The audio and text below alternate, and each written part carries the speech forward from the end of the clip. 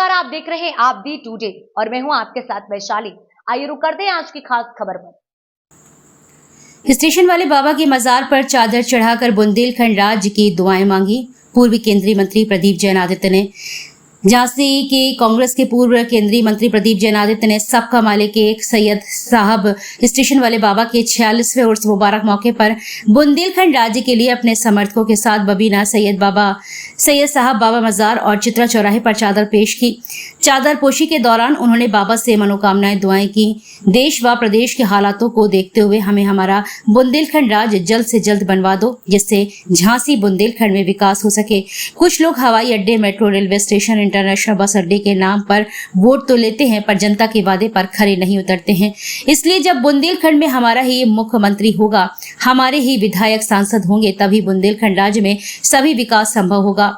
इसीलिए बाबा से हम प्रार्थना करते हैं कि जल्द बुंदेलखंड राज्य बनवाकर हमें कठिनाइयों से मुक्ति मिले। चादरपोशी के दौरान राजेश शर्मा, राजा साहब, मनीराम कुशवाहा, भोलू कुरैशी, हनीफ मंसूरी, नईम मंसूरी, सैकड़ों कार्यकर्ता पार्टी के लोग मौजूद रहे। जय जय बुंदेलखंड, जय बोलिए मर्यादा पुरुषोत्तम राम की, राजा राम की, हरदौल भगवान की, हरदौल भगवान की, गोटिया समाज की, गोटिया समाज की, गोटिया समाज की। हम सब लोग सौभाग्यशाली हैं कि बुंदेलखंड की एक ऐसी माटी है जिस माटी में प्रभु राम को तो हम राजा के रूप में मानते हैं और यहाँ के राजा हरदौल को हम भगवान के रूप में पूरे बुंदेलखंड में पूजते हैं। और आप जैसा अभी हमारे बुंदेलखंड निर्माण मोर्चा के प्रवक्ता राजेंद्र शर्मा जी ने कहा, अखिलेश गुरुदेव जी, मनीष भाई, हम सब लोगों की एक ही भावना है। आप लोग, आपके अंदर ऐसी पवित्र भावनाएं हैं, आपकी इतनी पवित्र मन और आत्मा है कि आप गोटिया समाज जब भी किसी दरबार में बैठती है, पूजा करती है, आवाहन करती है, तो उस आवाहन में हम लोगों का एक ही आपसे आग्रह है, रवीन पुरेले जी और हमारे गोटिया समाज के अध्यक्ष जी, सारे साथीगण, आप एक बार शुरुआत हम प्रभु के नाम से करें, लेकिन बीच में जय जय बुंदेलखंड जरूर बोले, क्योंकि हमें बुंदेलखंड राज बनवाना है।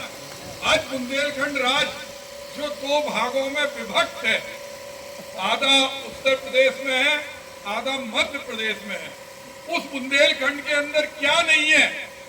हीरा है, मोती है, सोना है, लोहा है, डायस्पोर है, पेरोफ्लाइट है, हर धातु है। लेकिन बुंदेलखंड के लोग सबसे ज्यादा परेशान हैं, सबसे ज्यादा बेहाल हैं। यहाँ के नौजवान कितनी भी पढ़ाई कर लें, लेकिन उनके पास कोई रोजगार नहीं है। आज भी सबसे ज्यादा किसान बुंदेलखंड के आत्महत्या करते हैं। आज भी बुंदेलखंड के अंदर पानी की समस्या है। आज भी यहाँ जो मूंगफली पैदा होती है, सरकार समर्थन मूल्य घोषित कर देती, लेकिन वो बिचौलिए खा जाते। कब ज्यादा पानी बरसने लगे, कब सूखा पड़ जाए, कब ठंड ज्यादा पड़ने लगे, ये कोई नहीं जानता।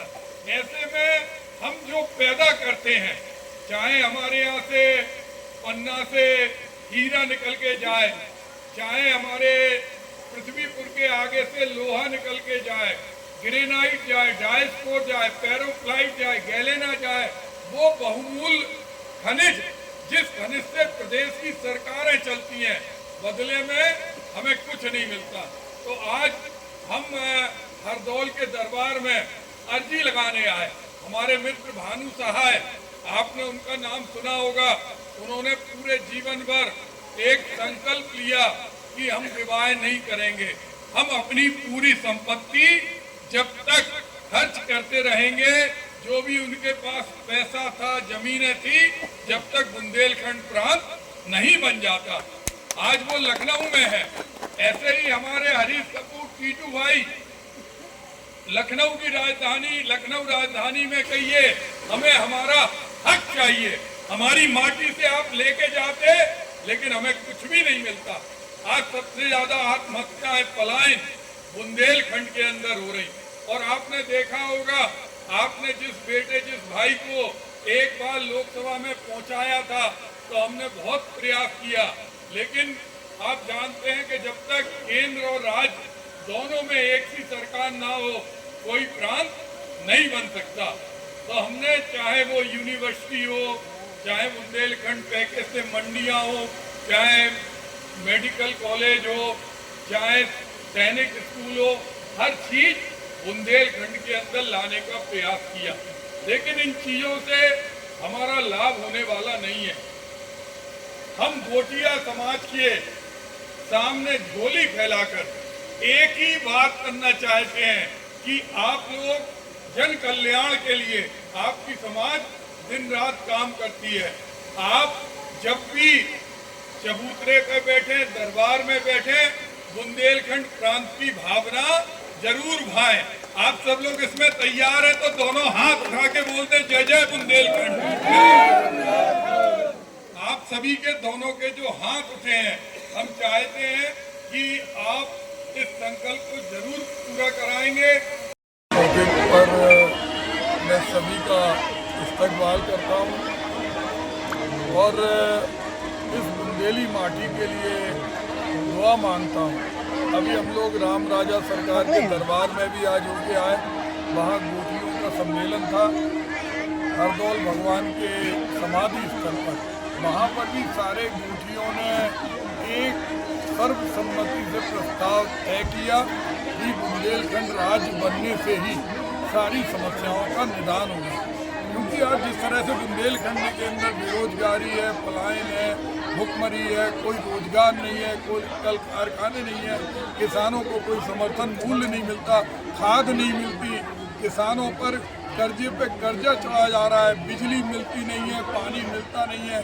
जबकि सबसे ज़्यादा हमारे यहाँ यूरेनियम है, हमारे यहाँ गोल्ड है, हमारे यहाँ आयरन है, गैलेना है, डायस्पोर है, ग्रेनाइट है, सब चीज़ें हैं। लेकिन उस सब का राजस्व सरकारों में चला जाता, चाहे उत्तर प्रदेश की हो या मध्य प्रदेश की। तो हम लोगों ने हरदौल की समाधि पे भी यही प्रार्थना की कि जल्दी से जल्दी हमारा बुंदेलखंड राज्य बने, और वही हमने बाबा के दरबार में मांगा। क्योंकि हम लोगों ने देखा है, राहुल जी इस बुंदेलखंड की सरजमी पर आए थे तो उन्होंने पैकेज दिया, बहुत सारी चीज़ें दी, मंडियाँ बनी, लेकिन राज्य सरकार ने उसमें किसी कर्मचारी की नियुक्ति नहीं की। आज चिलिंग प्लांट बने तो वो चिलिंग प्लांट बंद पड़े हैं, कुएं बने, सुपर स्पेशलिटी हॉस्पिटल बने, लेकिन उनमें डॉक्टर नहीं है। आज सैनिक स्कूल खुला, उसमें बुंदेलखंड के नौजवानों को कोई प्राथमिकता नहीं है। सेंट्रल एग्रीकल्चर यूनिवर्सिटी हम लेके आए, लेकिन उसमें बुंदेलखंड के छात्रों को कोई प्राथमिकता नहीं है। हजारों योजनाओं में, और ये सब तभी संभव है जब बुंदेलखंड का अपना राज्य बने। और हम चाहते हैं लोग दलों से ऊपर उठकर, दल तो पीछे आ जाएंगे, दिल के आधार पर बाबा का दरबार हो या राम राजा का दरबार हो, हर जगह जनता से आह्वान करें और दुआ मांगें, प्रार्थना करें कि जल्द से जल्द हमारा बुंदेलखंड राज्य बने। क्योंकि आज बुंदेलखंड की जो स्थिति है वो किसी से छुपी नहीं है।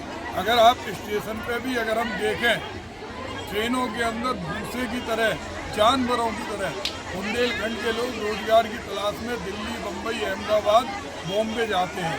पिछली बार तो हमारे यहाँ के मजदूरों का किडनैप हो गया था, उनको बड़ी मुश्किल से हमने छुड़वाया। पहले काम कराते हैं महीनों, फिर वेतन नहीं देते, लौट के आते हैं तो उन्हें बीमारी लग जाती। कोरोना में जिस समय मजदूर आए थे, 5 साल पहले यही दिन थे, उनके पैरों में चप्पलें नहीं थी, उनको खाने के लिए नहीं था, कपड़े फटे थे, पैसे छुड़ा लिए गए थे, कुछ मरे कुछ बचे। तो हमें वो शौर पराक्रम कायम करना है जो महाराजा छत्रसाल ने, वीरांगना लक्ष्मीबाई, झलकारी बाई, गुलाम गोस्वां ने जिसकी आवाज़ उठाई थी, और बाबा साहब ने अपना आशीर्वाद दिया था। आज हम लोग स्टेशन वाले बाबा की दरगाह में आके देखते हैं कि लाखों की संख्या में लोग आते हैं और सब मोहब्बत के लिए आते हैं कि हिंदू मुसलमान में भाईचारा बढ़े, अमन शांति हो और खुशहाली।